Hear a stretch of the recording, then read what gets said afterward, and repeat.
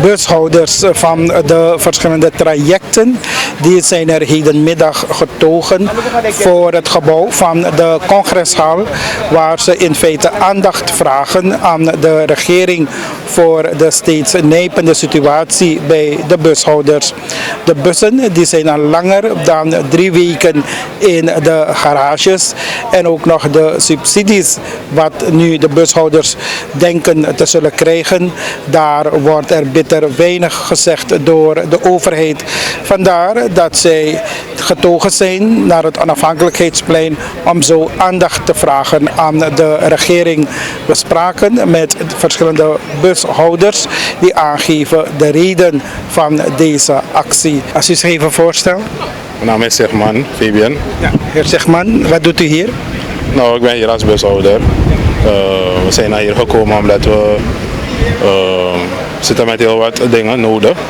En we kunnen eigenlijk de voorzitter van onze organisatie, de PLO, kunnen nu niet bereiken of spreken. En daar zijn we hier naartoe gekomen om te kijken als we onze misnoegen en onze noden kunnen kenbaar maken aan de media, de regering, allemaal die hier zijn of iedereen die hier is. Maar wat speelt bij jullie? Kijk, bij ons spelen er een paar dingen. Hè? En om te beginnen, in het kader van COVID-19 zijn wij eigenlijk de eerste groep ondernemers die thuis zijn gezet. Aanstaande vrijdag 3 weken zijn we verplicht door de regering om thuis te blijven. Wat niet vreemd is, want we vervoeren passagiers die heel dicht bij op elkaar zitten. We zijn thuis gezet, we hebben geen inkomen, nu al 3 weken hebben we geen enkel inkomen, niks. En het leven gaat door. De vaste lasten blijven, onze maandelijkse schulden blijven. Je hebt een gezin om te zorgen dat alles blijft. En we horen maar niks. Hoe verder? En daarom zijn we eigenlijk, vragen we steeds van, kijk, we hebben een achterstallige subsidiegelden te krijgen van de regering. En we hebben dan gevraagd van, voorzitter PLO, kan je wat voor ons doen, betekenen dat we desnoods die achterstallige nu krijgen. Dat is alvast nummer 1. Dan kunnen we verder. Dat we onze maandelijkse dingen kunnen betalen en onze levensonderhoud kunnen voorzien. Oké, we hebben die vraag gesteld, we horen niets. We zijn afgelopen vrijdag gedogen naar het PLO-kantoor. Met de mededeling ook gestuurd aan de voorzitter van, kijk, we komen daar met een aantal mannen. Kom ons zeggen hoe of wat. Wat heb je besproken met de regering? We willen het weten. En de voorzitter is voor 2:30 daar vertrokken, heb ik vernomen. En toen we daar om 3 uur waren, was het kantoortje dicht. De politie zelf op ons afgestuurd, maar we hebben ons gehouden aan de social distance. Weet je, dus we hebben onze dingen even gedaan daar en we zijn weg geweest. We hebben besproken van, vandaag komen we naar hier om te vragen van, hoe verder met onze subsidiegeld. Dat is het belangrijkste nu. We hebben achterstellen van 9 maanden, we hadden maar de 6 maanden, want er werd ineens betaald. Voor een paar weken geleden hebben we een paar maanden, 3 maanden geld voor bepaalde trajecten, maar niet iedereen. Dus we komen nu vragen van, jij bent eigenlijk onze gesprekspartner naar de regering, maar jij kan ons niet zeggen, dan komen de regering. Misschien wil de regering het zelf van ons zeggen. Of dus het zijn sturen naar de voorzitter van, tijden boy, het wordt geregeld. We willen weten wanneer, dat is 1. 2, we zitten thuis en we verdienen niks. Wat kunnen we verwachten? We weten dat nu alles speelt in de wereld is COVID. Jullie zijn bezig dat even onder controle te brengen en zaken te regelen dat mensen opgevangen kunnen worden, de gezondheid weer, de situatie weer genormaliseerd worden. Maar denk je aan ons die niks verdienen? Denk je aan de groep de zelfstandige ondernemers die niks verdienen? Dat is 2. Eigenlijk toen we thuis zijn gezet, waren we toen ook al bezig om actie te voeren. We hadden een prikactie op die 2 dagen. En voor onze verhoging, want ook de verhoging speelt bij ons een rol. We kunnen zeggen, we wachten tot de school en alles weer begint, tot we weer rijden en we gaan dan actie daarop voeren. Maar ook daar hebben we een nette brief gestuurd naar de president, de voorzitter van het parlement, minister Openbare Werken en ook naar PLO van, dit willen we als bushouders. Daarop is er ook nog steeds geen antwoord gegeven en we willen echt niet wachten tot wanneer de school begint willen we gaan rijden. We willen rijden voor een nieuwe tarief, we willen geen actie voeren meer, we gaan ook geen actie meer kunnen voeren bij ze van praten, want we willen rijden, we moeten verdienen. Snap je? Dus in dat kader zijn we hier, daarom staan we hier met z'n allen ontevreden buschauffeurs. Niet iedereen is gekomen, anderen met de bus, anderen weer niet. Maar we willen het gewoon kenbaar maken van, Als ik zo naar u luister, merk ik dat er heel weinig met jullie gecommuniceerd wordt. En dat is ons probleem, dat is ons enige probleem nu. Communiceer met ons, we hebben een bond. die onze belangen behartigt, die de gesprekspartner is. De overheid heeft het kenbaar gemaakt. De PLO, Particuliere Rijnbusorganisatie, is ons enige gesprekspartner. We praten dan met de PLO. Maar van de PLO naar ons toe lijkt het alsof het een soort macho gedrag en een soort arrogante houding naar ons toe. En dat willen we niet. We hebben dat helemaal niet nodig in deze tijd. Snapt u? Dus we mensen zitten te fighten. En daarom hebben we ook gezegd van, hey, wat kan je doen? Fosof die komt, meneer Msahadeo Lal die komt. Maar Msahadeo Lal, je kan niks voor ons betekenen. Sorry, maar je kan niks voor ons betekenen. Want je bent geen gesprekspartner van de overheid. Ja, hij maakt moeite, ja, maar je kan niet, sorry. De minister gaat niet naar je luisteren. De regering gaat niet naar je luisteren. De mensen die naar de wachten toe luisteren, is meneer Mahadeo Singh. Meneer Mahadeo Singh, kom met ons praten. We willen weten wat. Als je informatie hebt van de regering, als de regering wat heeft gezegd, belooft, noem maar op. Laten we het weten en dat is het. Dat is het. Maar is er al zicht wanneer jullie weer mogen rijden? Er is ook gezegd. En weet u wat daarover? Afgelopen, elke vrijdag is er gezegd van, heren, nog een week thuis, nog een week thuis. Afgelopen vrijdag hebben we ook niets daarover gehoord. Dus in feite konden we deze week gewoon starten om te rijden. Want die mensen hebben ons maar een eerste week en dan tweede week. Maar we zijn gewoon thuis gebleven. Want we hebben geen informatie, niks. Soms moeten we in de media iets nemen als we ons naar onze live... naar de live persconferentie vernemen van in lockdown en dat is het. Maar niks daarvan, niet contactboenen. We zijn volwaardige dingen ondernemers en we willen ook goed behandeld worden. Dus wie moet naar jullie, wie willen jullie dat graag naar jullie moet toestappen hier? Als de minister van Openbare Werken hier is, hij is wij vallen onder hun ministerie, zouden we dat graag willen. Het mag een vertegenwoordiger zijn, het mag iemand zijn die ons toespreekt. Weet je, daarom zijn we netjes hier gekomen houden. Kijkt u, u mag kijken. Iedereen probeert zoveel mogelijk op social distance weet je, achter te nemen en dat is het. Ik ben meneer Bolai, Faisal.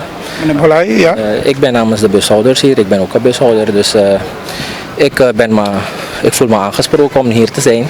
Want ik weet ook niet wat er allemaal gebeurt. We horen ook niks van onze PLO-voorzitter, we horen ook niks van de regering. Dus, de feit is dat we hier zijn, is eigenlijk niet dat we iemand zijn komen bekritiseren of te komen vechten of uit te schelden. We zijn komen vragen. We hebben vragen, daarmee zijn we gekomen. Van hoe en wat verder. En we hebben ook een verzoek. Het verzoek is een achterstallig brandstofcompensatie van 9 maanden. Dat hebben we al voorgeschoten voor de regering. Dat is onze bloed, zweet, geld. En we vragen dat netjes terug, het is simpel. We zijn bezig met de lockdown, geef ons geld. En dan kunnen we wat verder doen. Want wij hebben, los van dat we vaste lasten hebben, gezinnen hebben om te verzorgen, hebben we ook leningen lopen bij de banken. Want je hoort niks van de banken, van heren, de mensen die lockdown hebben, hoeven niet te komen betalen. Die dingen horen we niet. Dus wij gaan ervan uit dat we elke dag toch die aflossingen moeten doen. Dus daarmee zitten we. En als je niks hoort van onze voorzitter, ook niet van de regering, dan ga je deze dingen hebben. Mensen gaan vragen hebben, hoe wat verder. Dat is het. En daar heb ik een tweede punt. Wij zijn de eerste groep geweest die heeft meegewerkt of samengewerkt met de regering voor deze lockdown. Wij denken ook aan zijn gezondheid. Dus dan neem ik ook aan van de regering, vanuit de regering, dat ze ons ook een beetje kijken. Wij zijn de eerste initiatiefnemers voor de lockdown. Dan kijk naar ons. Jullie hadden toen gewoon jullie samenwerking toegezegd? Ja, wij hebben dan samengewerkt. We hebben meegespeeld met hun. Maar dat wil zeggen, dan moeten we ook iets terugkrijgen van hun, toch? Als je me dat vraagt, dan moet ik ook iets van je krijgen, want we kunnen niet elke dag thuis zitten. Want onze sector is afhankelijk van dagelijkse opbrengst. En als je dat niet binnen hebt, kan je kosten niet dekken. Dus dat moet de regering even ook een beetje in acht nemen. Maar hoe doen jullie het als buschauffeurs? De afgelopen weken hebben jullie je bus in de garages moeten houden. Jullie derven alleen maar inkomsten? Ja, kijk, die bussen zijn sowieso een paar weken al in de garage. En kijk, we kunnen niet verder gaan. Wat we hadden gespaard is al ook op. In die 3 weken tijd, eerste week toen we al bezig waren, toen we samen hebben gewerkt met de lockdown, is er aan ons gezegd dat de eerstvolgende week onze brandstofcompensatie wordt gestort. We zijn al nu 3 weken verder. En geen enkel brandstofcompensatie is gestort. Je hoort niks van onze PLO-voorzitter, je hoort niks van de regering. Dus daarom voelen we een beetje in de maling genomen. We zijn, hoe moet ik het zeggen? Ik kan het zeggen als ze hebben ons vierkant gelaten. Dus we weten niet waar we moeten gaan. Daarom zijn we hier vandaag. We willen even vragen of iemand van de regering uit, desnoods de ministerie uit ons iets kan komen vertellen van hoe en wat met jullie verder. Dus daarom zijn die heren hier. Samaru Arjun. Ja, meneer Samaru. Ruta Soldering. Maar moet ik in dingen daar moro bunda ala maka verstaan. Oké. Udah moro da wayari, sama yari. In 2018 September, sinds dat toen november niet. Oké, al die tijd we horen ik naar de regering. Maar no mango, maar doen next moro. Dus nu de regering abi vulukuno. Sinds dat grens tapu, uneroko.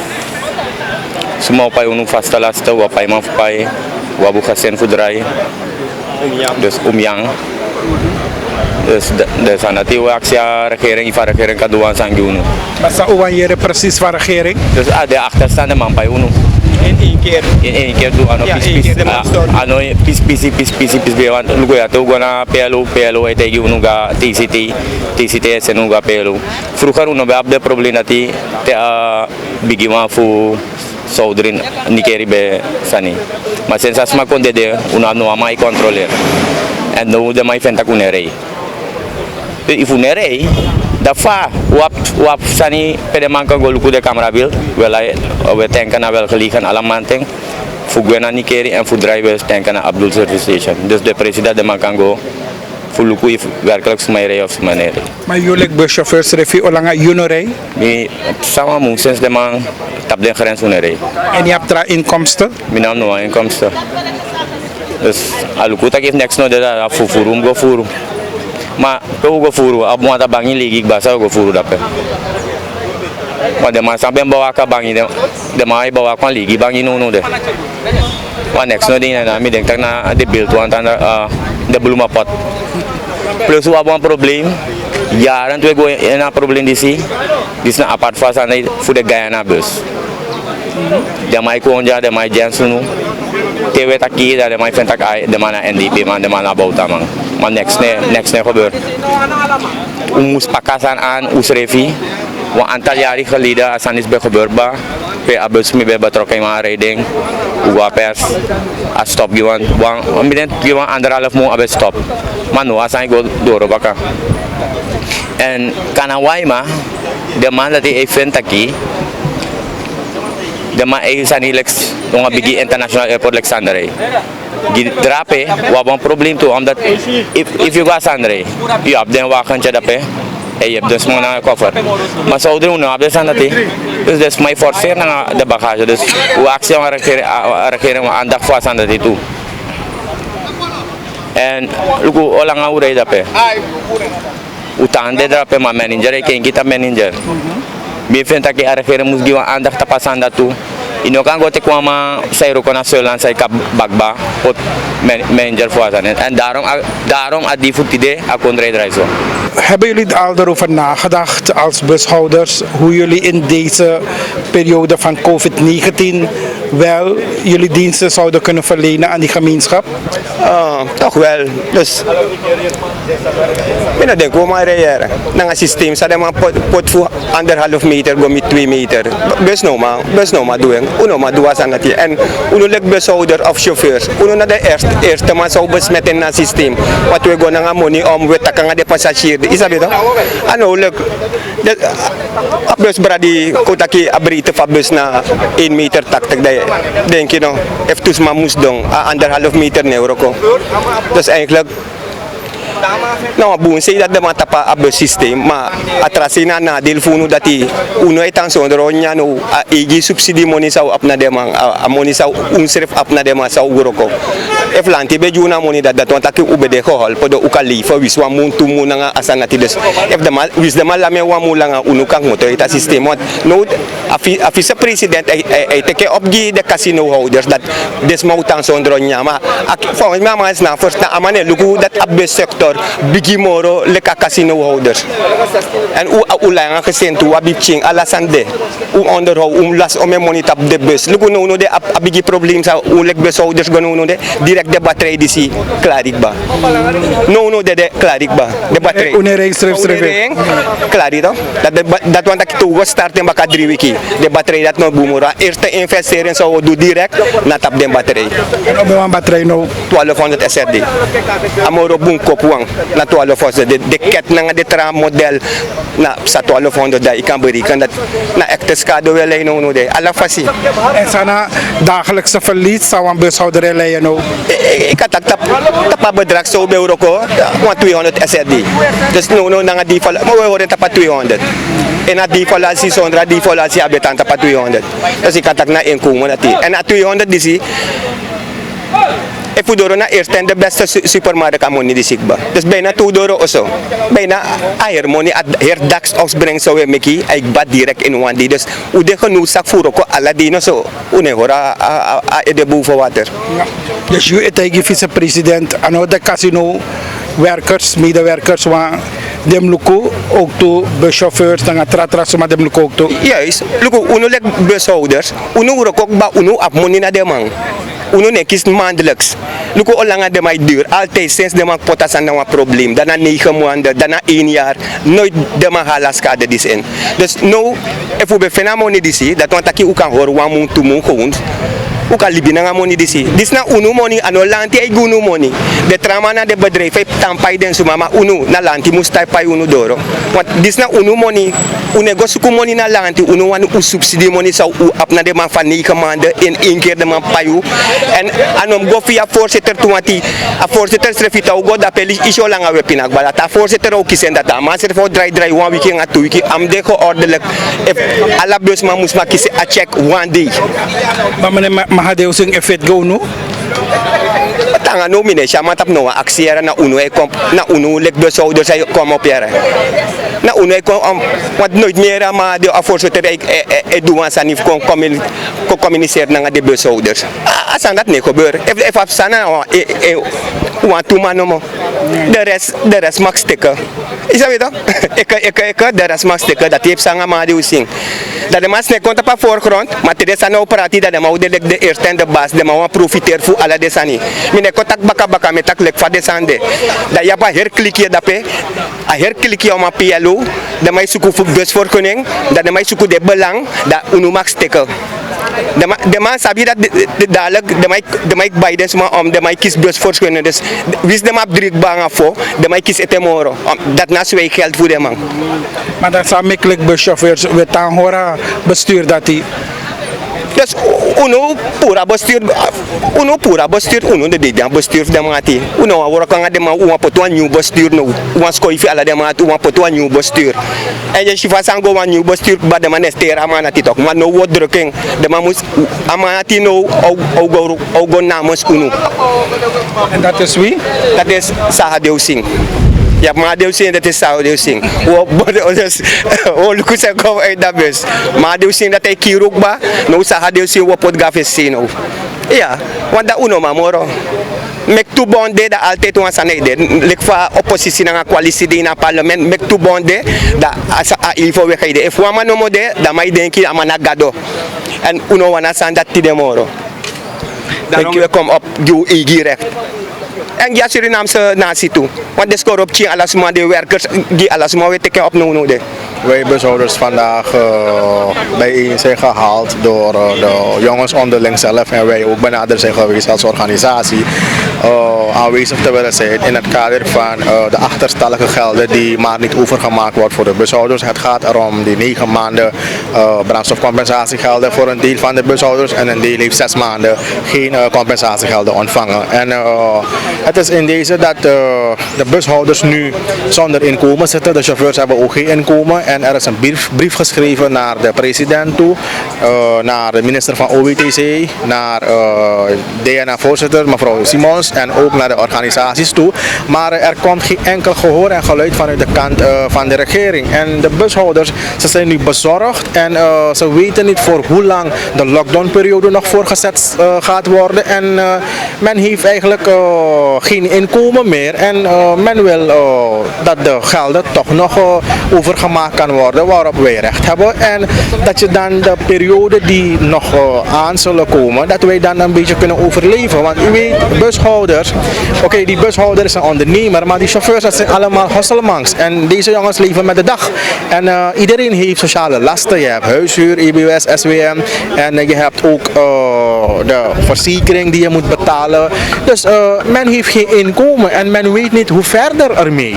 Dus er is geen gehoor, geen geluid. Dus daarom willen wij hier dan vandaag onze stem laten horen via de media naar de regering toe. Dat er een belief verzoek is namens de bushouders.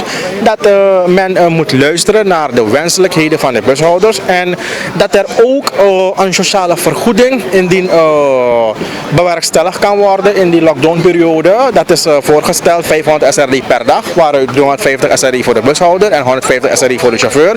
Want wij weten niet voor hoe lang de lockdownperiode voorgezet zal worden. En indien je commercieel ondernemers thuis wilt houden, is er een vergoeding die aan de orde komt. En dat is sowieso overal dat het zo gewerkt wordt. Dus, want die mensen hebben ook hun schulden bij de bank. Hoe ga je die dingen betalen?